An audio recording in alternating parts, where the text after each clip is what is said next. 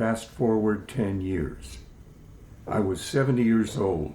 I hadn't saved a dime, and the CDs and DVDs kept rolling in by the truckload. When the birds fly south, I can still feel your tongue in my mouth. How did I keep getting so much shit like this?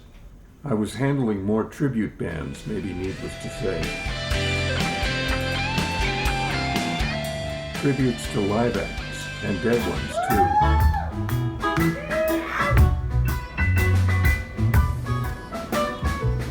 I got restless a lot and would drive around San Francisco the way I used to do in LA back in the day, listening to demos.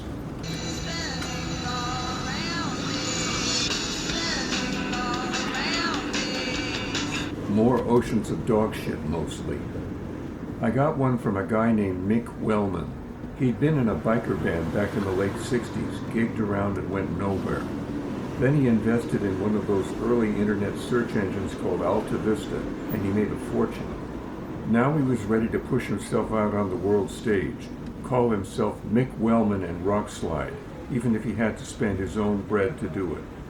So I stuck his demo in the CD player. LA lady lives in a home made entirely of styrofoam.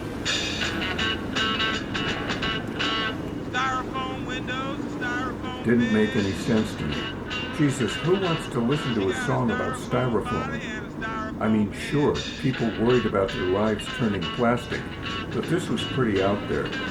Then he called me, offered me 25% instead of 15%. Of course I'm going to represent him. Does the bear crap in the woods?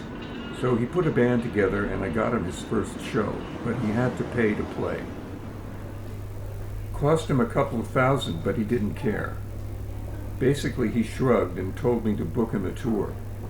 He decided to just go with 2 weeks in the West, see how it went.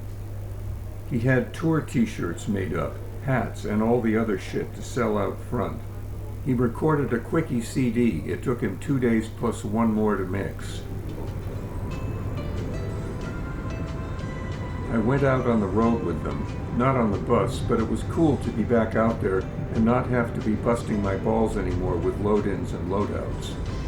Well, he didn't get any crowds, he was way out of style, and he lost almost 150 grand.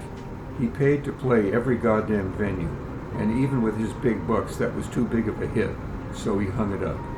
Figured he could coast on his glory days for the rest of his life. I didn't have any glory days. 12 years later, I was still working at age 82. Impersonators were my thing by then. A Taylor Swift. 2 Katy Perrys. But then I got a tip that shot me into something really new and cutting edge.